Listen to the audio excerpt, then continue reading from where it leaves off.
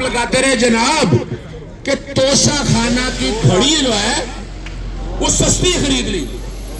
پورا فیصلہ پڑھ لیجئے گا, کہیں بھی یہ جرم نہیں ہے. پھر کہا گیا کہ مہنگی بیچ دی. اچھا پورا فیصلہ پڑھ لیں, وہاں بھی یہ بات نہیں ہے. تو تینوں سالوں کے فیصلوں میں اگر دیکھا جائے عمران خان صاحب کے خلاف کوئی کیس نہیں بنتا. اور آج ہماری وکلا کی ٹیم نے یہی کہا, خواجہ حارث صاحب نے بھی یہی کہا کہ جس طرح وہ ٹرائل ڈے ٹو ڈے چلا ہے, آج اپیل بھی ڈے ٹو ڈے چلا لے.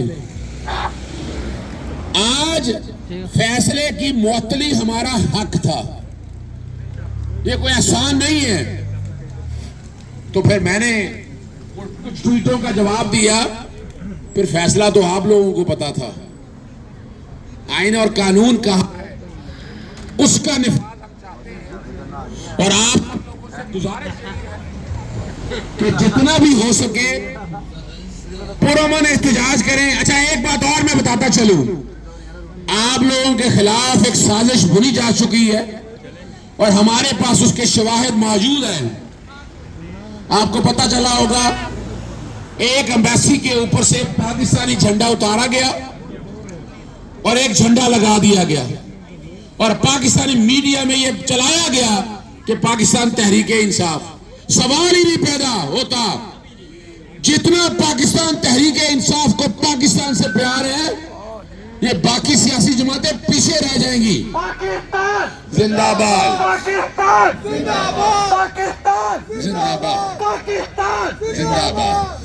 اور اب کیا دھیان رکھنا ہے, آپ نے اپنے آس پاس دھیان رکھیے گا. اب وہ جو معاملات لاہور پورے پاکستان میں ہوئے وہ یہاں دہرائے جائیں گے, بندے پلانٹ کیے جائیں گے, ایسے کام کیے جائیں گے کہ نہیں پاکستان تحریک انصاف شاید توبہ نوز پاکستان کی سالمیت کے خلاف ہے. بالکل ایسا نہیں ہے, اور نہ ہی ہم نے کسی سے ایسے ترویج دینی ہے. جو بھی کوئی ایسا کرے اپنی صفوں میں سے نکالے ان لوگوں کو. یہ پاکستان ہے تو ہم ہیں. آج فاشسٹ گورنمنٹ چلی گئی نا, بس آگے الیکشن کرانے انشاءاللہ آپ کی حکومت پڑی آپ کے سامنے. بس یہ دھیان رکھیے گا. اجازت چاہتا ہوں, بہت شکریہ, السلام علیکم.